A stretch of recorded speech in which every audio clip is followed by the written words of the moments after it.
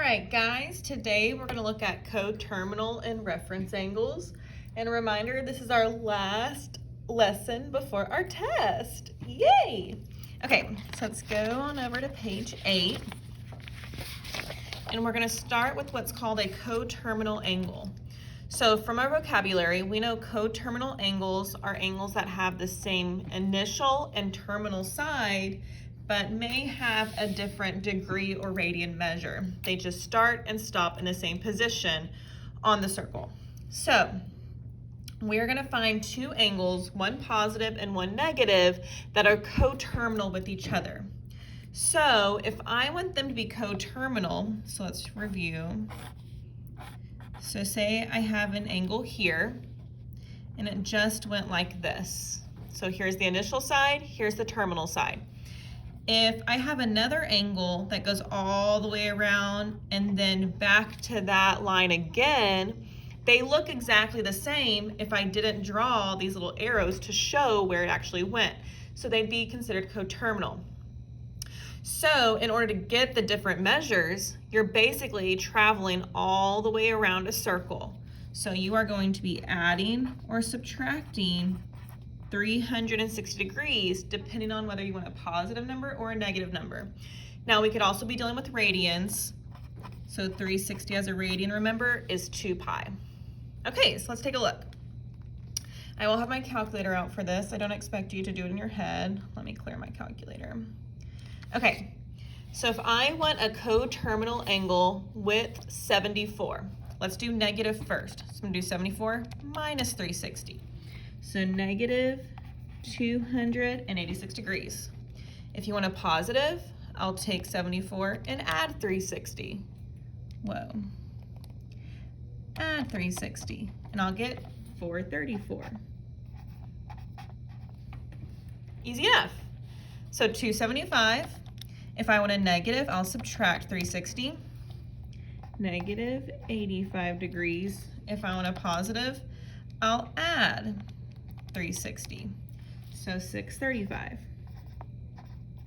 Okay, now something to think about is these are not the only answers. There are actually an infinite number of answers for each of these negative and positive values, because you could sit here and go around and around and around and around and around and land here for all of eternity. So if you want a negative, you can subtract 360 87 times and get a number.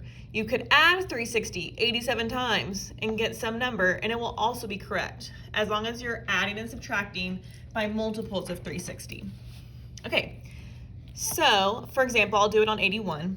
So negative 81, that's already negative. I'm going to subtract again to get another negative. So minus 360. Negative 441 is an option. You can subtract 360 again. Negative 801 is an option. Subtract 360 again. Oh, I didn't do it. Negative 801 minus 360. Negative 1161 is also an option. So these are all correct answers as long as you're subtracting by 360. I am going to use the negative 441 though. Okay, and then take that negative 81, let's add 360 to get a positive answer. And remember, same concept, you could keep adding 75 times and still get a correct answer. Let's do one more together. Negative 180 minus 360, negative 540. Negative 180 plus 360. We should already do that. 180. Okay, y'all try these last two on your own, and then we'll come back and check together. So press pause and do those last two. Make sure you press pause. Are you pressing pause? I don't think you pressed pause. Welcome back. Okay, so let's check our answers. When you added 360, if you only did it once, oh, let's do positive. Added 360, I got 475.3. And for negative, I got negative 244.7. Did y'all get that? Yay, high five. Okay, now this one. I bet some of you got this one wrong, and let me tell you why. So for negative, you got negative 730, right? Good job, killing it. And then for positive, You wrote -10. You got this because when you did -370 plus 360, you got -10. Now positive does not mean add 360. I mean, that's what you're doing, but that's not the answer. You need a positive number. -10 is not a positive number. So you had to add 360 again to get you a positive angle. Woohoo! Okay, so that is coterminal. That's how you find it. Another way you may be asked about coterminal is if I give you two angles and you have to decide yes or no, are they coterminal? So the first two they give me are -30 and 330. So it looks like we increased here. So I need to check, did they add 360 to get from -30 to 330? Oh my gosh, yeah they did. So the answer is yes, those are coterminal. Okay, ooh, so I am noticing that it's increasing, but this is a radian. So instead of adding 360, we're gonna check to see if they added 2 pi. So again, we're leaving it in terms of pi, so I'm not actually typing pi in my calculator. So I'm gonna do 5/6 plus 2 to see if I can get 17/6. So 5/6 plus 2 pi. Did I get 17/6? Yes, coterminal. Okay, last one. Again, radians again. To go from 32 to 11, it's decreasing, so maybe I'm subtracting 2 pi this time. So same concept, to leave it in terms of pi, just ignore the pi. So I'm gonna do 32 over 3 minus 2, and I'm at 26. That is still above 11, so I'm gonna subtract 2 pi again. 20, that's still above 11, so I still need to decrease. Minus 2 again. Okay, now I'm at 14, that's still above 11, so minus 2 again. Ooh, we skipped over 11, so they do not land on the same spot. So no, those are not coterminal. Yay, coterminal. Any questions? Just leave it in the comments below. Oh my gosh. So the next type of angle we're gonna look at today, your final angle for this little test, is your reference angle. So your reference angle is how far it is from the x-axis. That's what you're asking yourself when you're determining a reference angle. Your reference angle needs to be 3 things. It needs to be in quadrant 1. It needs to be less than 90 degrees, aka pi over 2, which duh, because that would make it in quadrant 1. And it needs to be positive. You have to have a positive angle. So if these 3 things are not true, you are not determining a reference angle. So if you have your 2 axes, here's 0 degrees, 90 degrees, 180, 270, all the way around is 360. There's your degrees. Let's do that in radians. So 0 radians, pi over 2, pi, 3 pi over 2, 2 pi. Okay, those are all of our options. However, remember sometimes you have that little r. I'm gonna show you those as well. So 0 radians, so like say they multiplied in that pi. Pi divided by 2 is 1.57. Pi we know is 3.14. 3 pi over 2 is 4.71, and 2 pi is 6.28. Okay, so this is what we'll kind of refer to. So when I say how far from the x-axis, here's our x-axis. Whenever you determine a reference angle, you have to go towards the closest x-axis. So if we're in quadrant 1, that's the closest x-axis. If we're in quadrant 2, we're gonna go over here. This is the closest x-axis. Quadrant 3, back up to here. Quadrant 4, back to here. This will make more sense once we do it. But here is kind of like our little cheat sheet, reference sheet.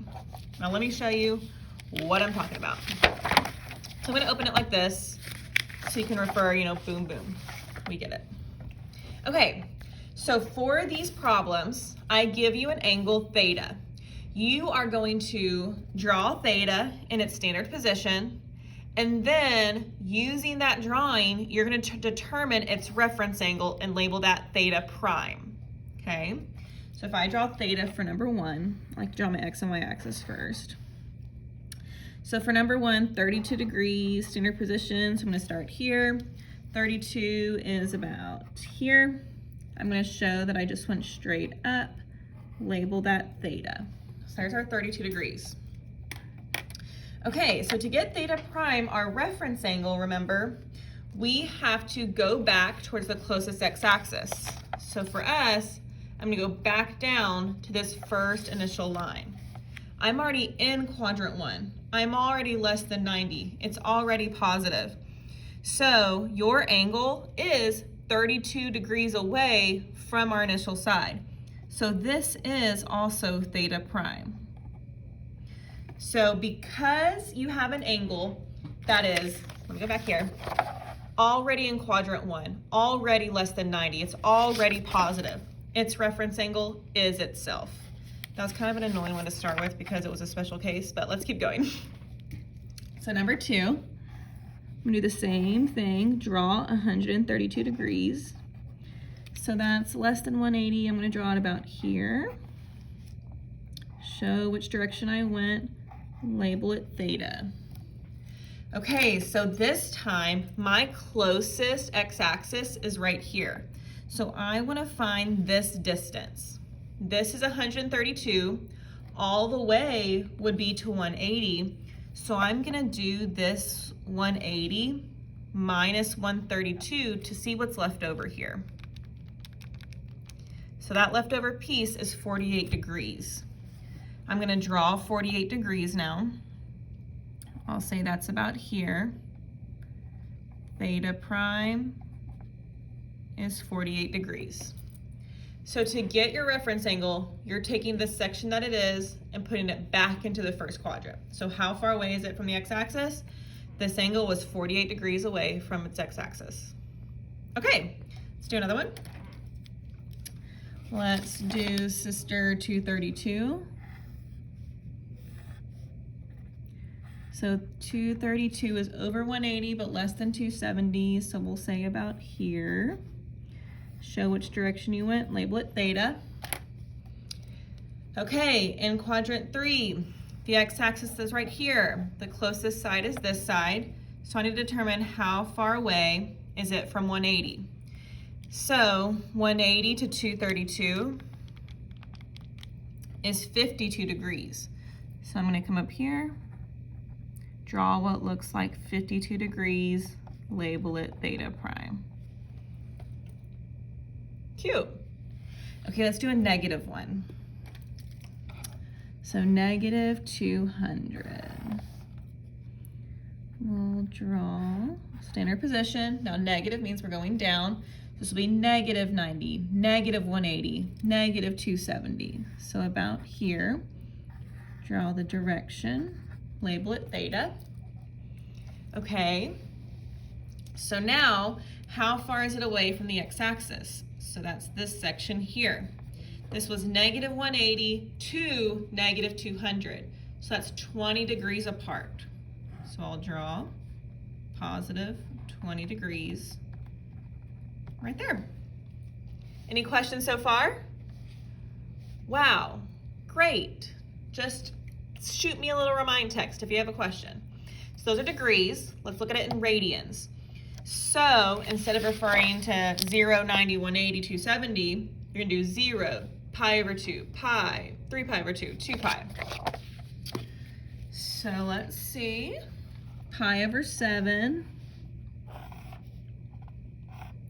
So pi over 7, 1/7 is less than 1/2. It's a real small little sister right here. So remember, if your angle is already in quadrant 1, already less than 90, already positive, the reference angle is itself, just like 32 degrees here. Let's do 9 pi over 7.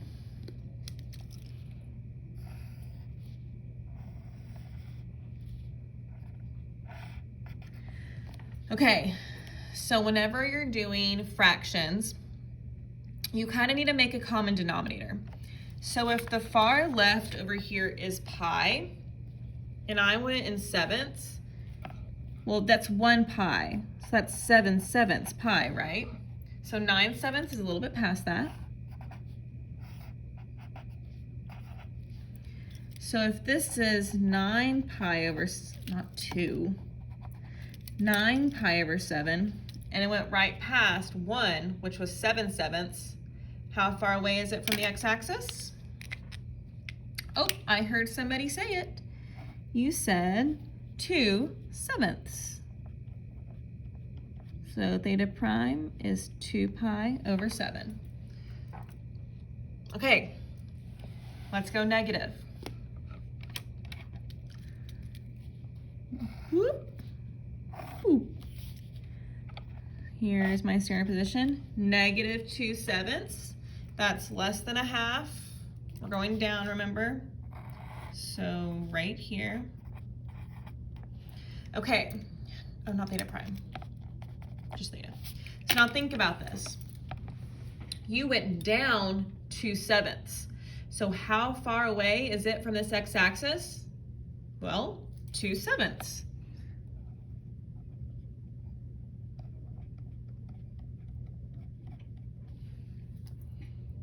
Yay! So just kind of being a little logical about this. I'll skip this one so you can practice it. Let's go to these r's. So I have 1.4 r. That's radians. So now I'm referring to these purple numbers if I need to figure out where to draw it in standard position. So 1.4 radians. Let's look. The 1.4 is less than 1.57. So I'm going to stop before it. Just like all of our previous ones, this is already in quadrant 1, so this is also theta prime. Okay, let's do one that's not. 4.22. Okay, let's go back to our reference chart here. 4.22 is what we're looking for. It's past 3.14, but 4.22 is less than 4.71. So I'm somewhere over yonder here. Here's theta. Okay, so remember this is 4.22, this is 3.14. So how far apart are they? I'll type it in my calculator, so I'm not afraid. Maybe I am. 4.22 minus 3.14 is 1.08. So bring it back over here. Theta prime, 1.08 radians.